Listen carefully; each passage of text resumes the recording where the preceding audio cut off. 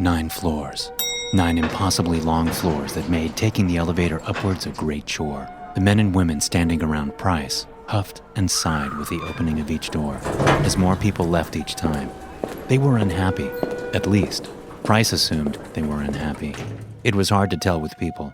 The way they made noises when they were happy and sad was hard to follow sometimes. Not that these people mattered to Price. None of them did. He stood, motionless and unblinking, as the cab continued to move upwards.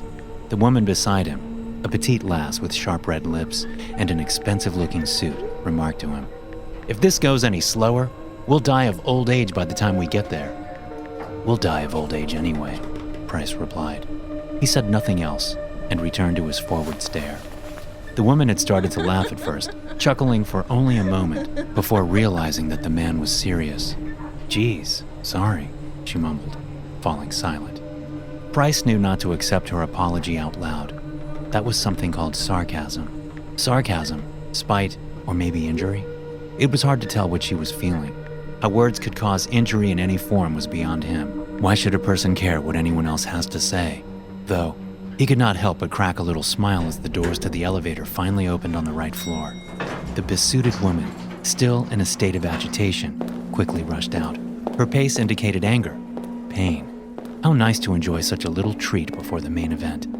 Price tried to savor what fleeting joy came from the interaction, but the sensation faded almost as quickly as it had arrived. Such was the nature of things. No reason to complain, he mused. It was much better to just carry on. Nothing stayed in stasis.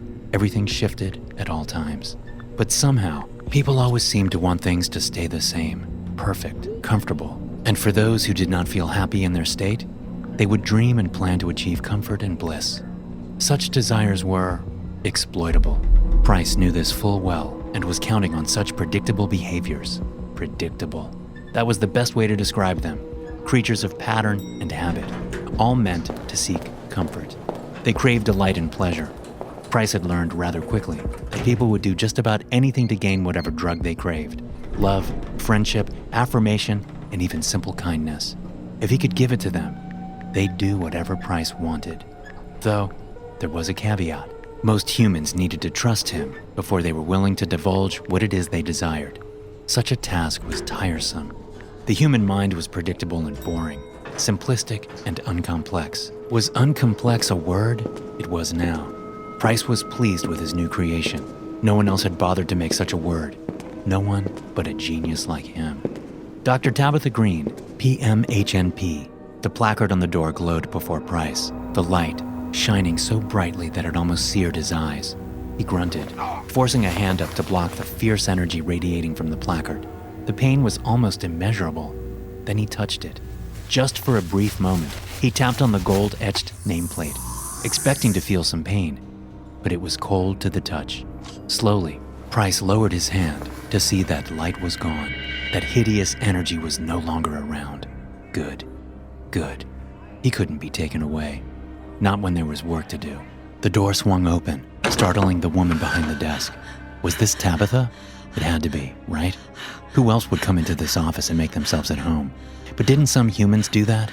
There was a phrase they used. Make yourself at home. Yes, that's right. This woman may not be the one he was seeking. Are you the doctor, Tabitha Green, PMHNP? Price asked, painstakingly spelling out the acronym, trying his damnedest to recall that burning, agonizing light. I am, Tabitha said. She didn't appear worried, though Price bursting through the door unannounced had startled her. Once she recognized him, she became at ease instantly. Her guard dropped. She smiled with an eagerness. Had they met before? Perhaps one of the others did. That would make sense. The pump needed to be primed, did it not? There was a near-painful eagerness in the doctor. She had leapt up to greet him as quickly as possible, advancing so fast he was forced to back up a step and a half. A slight recognition glimmered in Tabitha's eye, indicating she had just realized her lack of professionalism and decorum. She cleared her throat and stepped back. Sorry, I don't mean to crowd you.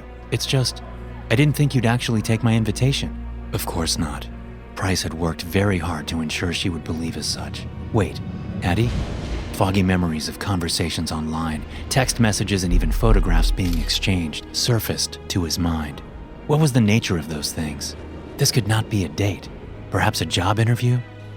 May I sit? He asked, pointing to the pair of red oversized chairs.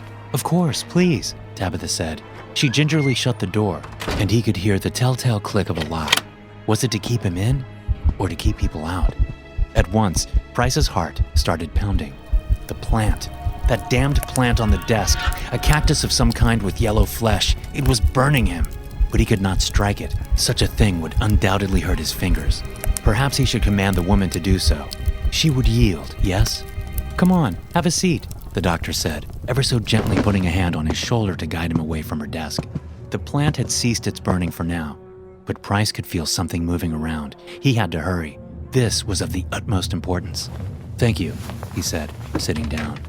It's really good to see you in person, Tabitha replied, sitting across from him, clipboard in hand. I know it's hard for you to go outside. It was? What? Price didn't understand what she was talking about. They had never met, unless, of course, Taggart. That brilliant bastard's plan had worked, and that meant Price was here to seal the deal. Yes, of course. The woman was the key. She always was, perhaps. Terribly hard, he said, sighing heavily and lowering his head. A perfectly executed expression of sorrow. Almost unbearable. Yes, I see the discomfort, the woman replied, fidgeting ever so slightly. Was she nervous or afraid? Or perhaps she desired him? That would be pleasant. But Price wasn't here for that, or even small conversation. There was much bigger things at play. I fear that I may have misled you, Price continued, his sorrowful face so profoundly crafted that it would touch the innermost part of the woman's soul, if she even had a soul, that is. Price started to say before becoming choked up, so full of tears that he couldn't even speak. This was the thing that made him vital to the operation. This is what the others could not do. This was his purpose. I just can't do this book. I can't. I'm sorry. Hey now, the doctor quietly soothed. You took a big step coming here today. We don't need to get straight to business. We can just talk, face to face for once. The softness in her face gave Price a reason to grin. He tried to hold it back, to hide the predator's smile, but such a task was near impossible. Slowly, the corners of his lips turned upwards, and he bared his teeth, trying to smile his best at her. This was perhaps his one weakness. He could not smile well. He did not know how. The woman paid no mind. Instead, she merely listened. There was a kindness in her that allowed Price to capture her attention fully. A kindness that, like all things human, could easily be exploited. So, tell me, who am I talking to now? Dr. Tabitha asked, curiously tilting her head to examine the man. Hours of conversation had flowed by like minutes, and now she was comfortable enough to ask the question that had been on her mind this entire time. The woman's scrutiny was so intense that her eyes began to glow brightly. The light was burning again, but Price had no more energy within him. He would succumb to the cruel power that placed him in sleep for ages at a time. The burning sensation, the throbbing in his head, all of it faded away as the new man took possession. The Lord of the Hunt emerged, and from the look of it, just in time. Price's job had been to get to the building, to get inside and into her office, to win her trust. Price? She repeated. Who are you right now? I am Taggart, the Lord of the Hunt was forced to say. How he loathed such a pedestrian name. Did they not know he was a god? No, of course not.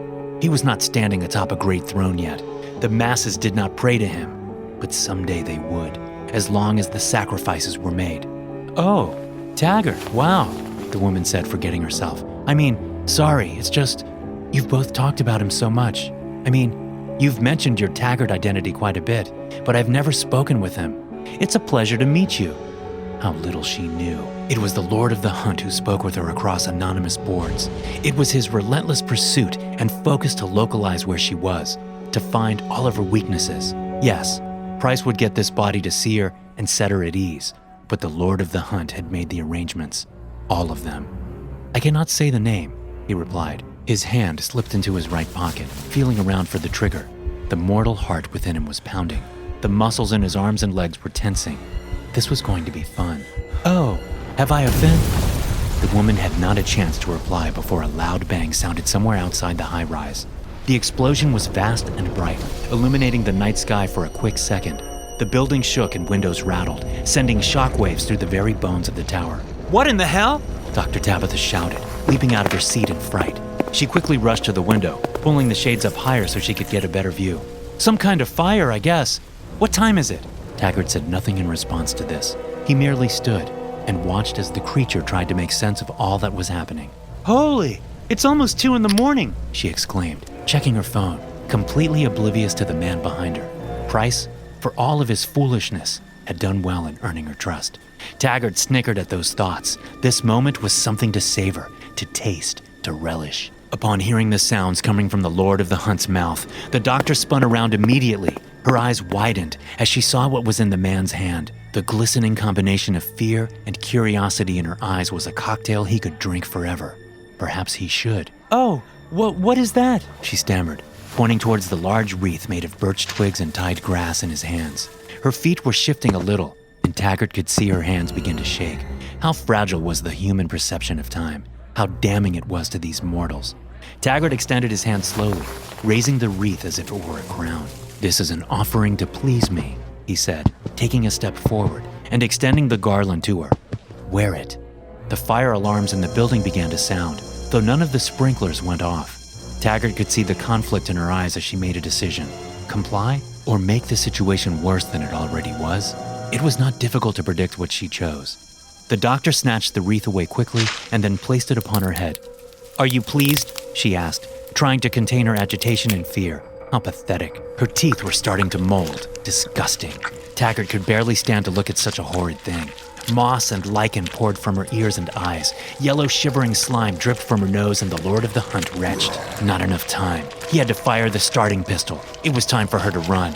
"I won't be pleased until you're dead," he shouted, lunging towards her. With ease, she ducked underneath his arms as he made a slow, clumsy attempt to seize her hold. Without a moment of hesitation, she fled out the door, screaming at the top of her lungs for help. Much to Tabitha's credit, she was quick, fit, and exceptionally smart. All of these attributes had been why she was selected for such a game. After all, what was a hunt without a chance of escape? Otis opened his eyes to see that blood was everywhere. Immediately, his heart began to race. Blood? Whose? "No, not again," he shouted, searching the immediate area. It was an office of some kind.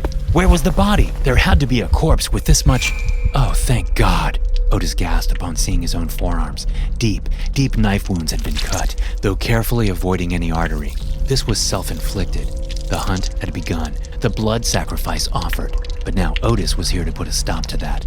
"Finally, I'm awake," Otis said, gazing at the wounds. The blood was fairly wet, and the knife was in his hands, glistening from the sheen on the blade.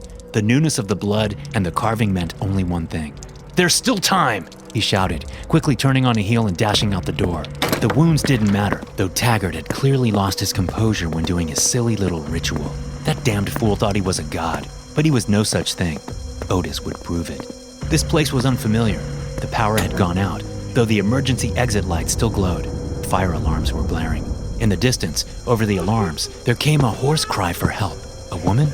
Or one of those damn traps? Impossible to tell. Best to be careful. Watch each step, above and below. No corner was safe. No stairwell was secure.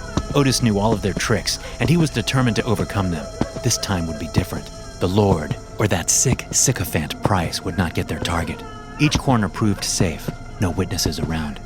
"Oh, God, no," Otis whispered, feeling his stomach tighten as he approached the final turn. The cry for help had stopped now, and he could guess why. Peering around the corner, Otis found confirmation of his worries. Kneeling on the ground, barely able to stay conscious, was a woman who looked like a doctor of some sort. He was targeting doctors now? The Lord kept escalating. How long until they were caught, taking Otis with him? Why should he have to pay for their sins?